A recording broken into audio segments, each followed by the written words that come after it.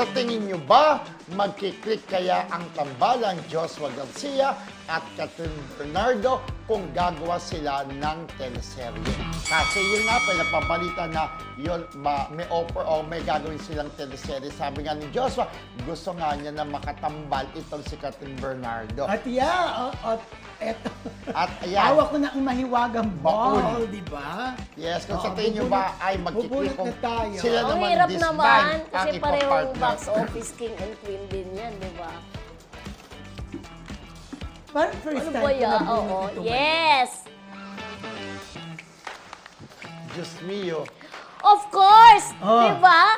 Talaga naman tested naman ang Joshua Garcia na lahat naman ng pelikula niya talagang box office, di ba? Kamakailan nga lamang ay naparangalan siya sa Star Magic, di ba, bilang kanilang box office king sa Star Magic Christmas Ball. At ito naman talaga si ibang klase rin ang naabot ito ni Catherine Bernardo na tatlo dun sa top 4 na parang top grossing movie of all time ay pelikula yan ni Catherine Bernardo. So, bakit naman magdududa? Parehong mahusay na artista, parehong sikat na sikat. Why not, Coconut? So ako, ang sisang nabuot ko po ay no, kaya paninindigan ko ito. Oh, bakit? Sa tingin ko, Bakit? hindi magkiklik, di Bakit? ba? Parang mas magkiklik kung si Catherine ay samantalayin na nila yung kasikatan ng kanilang tandem, ang Catherine. Kung si Catherine ay ipapartner kay Alden sa isang teleserye, mas magkiklik rather kay Joshua. Ganon. Oo, Ako pero naman. no comparison kasi ang tanong natin kung magkiklik eh.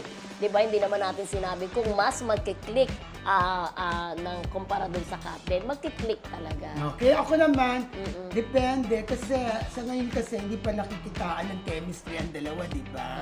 Tignan natin kung gusto ng mga fans ni Catherine kapag ipinartner siya Sa iba. kay Joshua Garcia. Hindi pa nagkiklik kasi hindi pa naman sila nagsasama.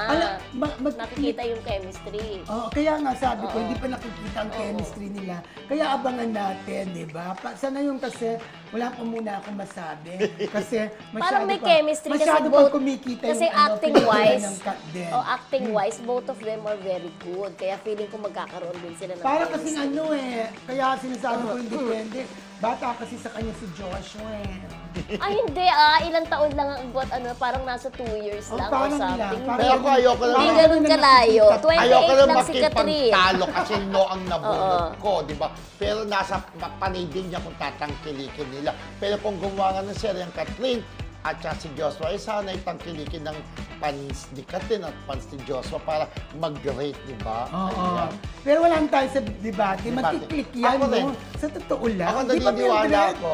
Di ba? Yes, Magkiklik oo. yan. Dahil, kumbaga, ako wala na rin sa debate. Kumbaga, bagong putahe ang ihatid mo. Oo, At oo. alam naman natin parehas na mahusay umarte. Kaya nga, ang gusto nga ni, di ba ni Joshua, drama romantic. Kasi nga, Oo. doon sa acting portion, mapapakita Oo. nila Tsaka ni 27 na si Catherine Joshua, ang 28 lang kanilang si Catherine. 1 year actingan. lang. Ay, 1 year lang pala ang Oo, pagitan. 1 year lang ang pagitan. Oo, So, hindi mas matanda. sabi ko na parang mas matanda. Parang lang naman, hindi ko naman sinabing ano. Oo, so bagay na bagay yung kanilang Pero kung age. titignan mo si Catherine, parang mas bata.